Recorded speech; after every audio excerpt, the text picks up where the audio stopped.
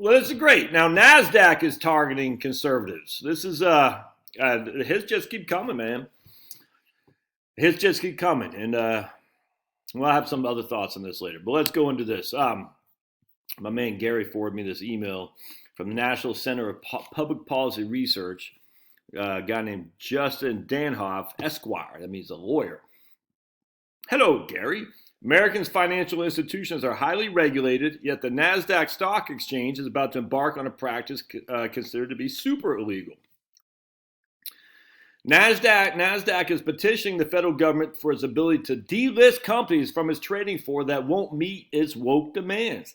In particular, it wants to effectively set up diversity hiring preferences that require companies to have at least one board member who's a female and another who is a minority or a LG sexual minority.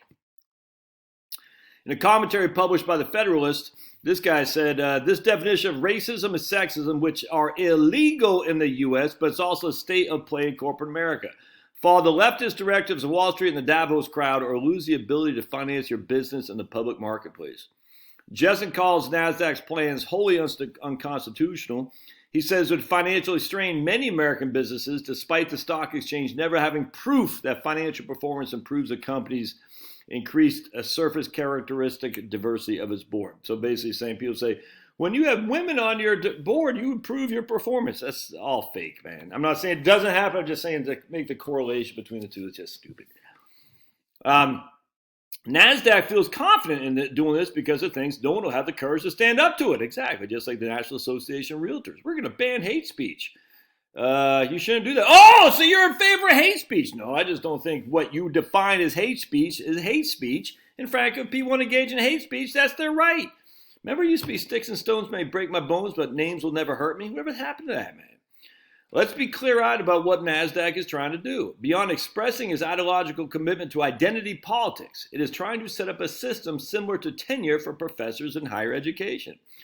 Whatever its possible noble origins and designs to protect academic freedom, tenure has become nothing more than a means to blackball conservative academics from college campuses.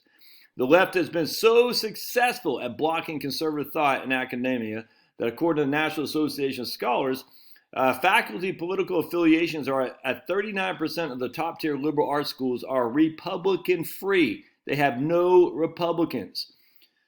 And 78% of the academic departments have either zero Republicans or as so few to make a difference. This is exactly what's going to come if we corporate boardrooms and what NASDAQ is trying to accelerate.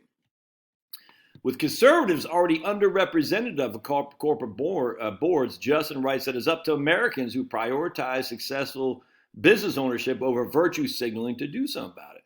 And you can click here to see NASDAQ wants to push companies to hire fewer straight white men at the website. We'll click on that here so you can see this for yourself.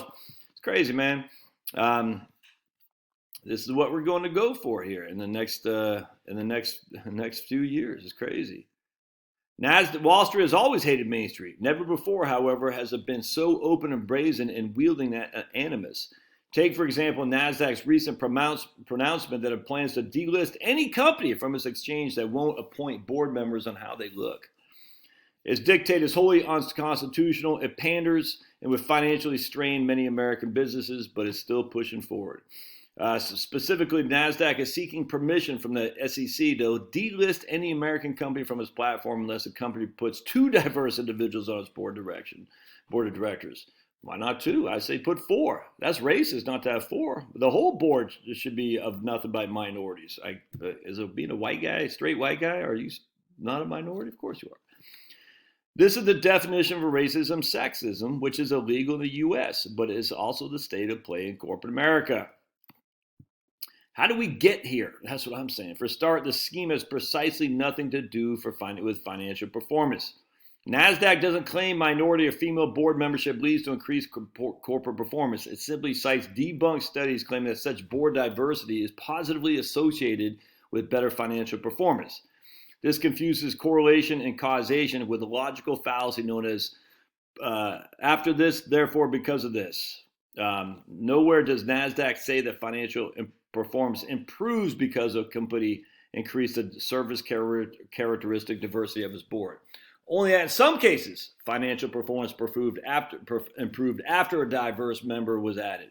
You could just as easily conduct a study showing that companies that institute Pizza Fridays or Ice Cream Wednesdays saw improved financial performance after the fact.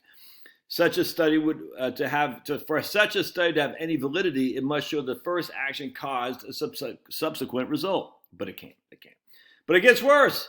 Another likely aspect of NASDAQ's plan is that a company can bypass the minority requirement by pointing to its board a white male who identifies as a gay. Jeez. But it's entirely against the law to ask any job applicant what his sexual orientation is.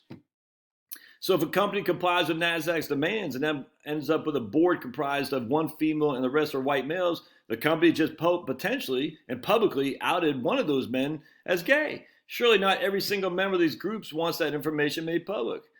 Let's be clear-eyed about what NASDAQ is doing. It's trying to set up we are talking about similar to tenure at colleges. Among the financial companies, the Fortune 1 to 100, the split was 83% Democrat, 17% Republican. In terms of a survey conducted by Barron Public Financial Affairs, the ideological makeup of the board members of the Fortune 100.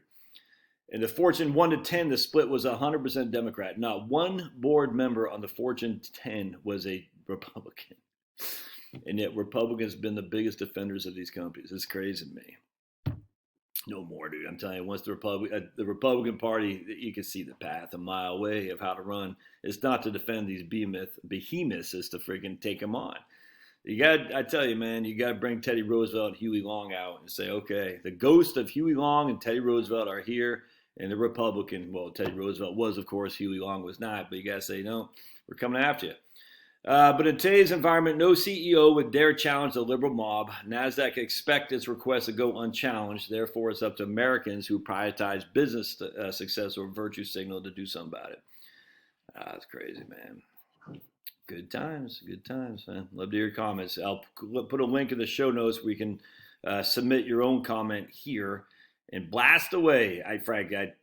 This is actually all good. It's going to make it so the Republican Party or whoever there is, a MAGA party, or I don't know what it's going to be, the Populist Party says, we've been freaking at the boot heels of corporate America for so long, trying our best to make it easier for them to make money and do business.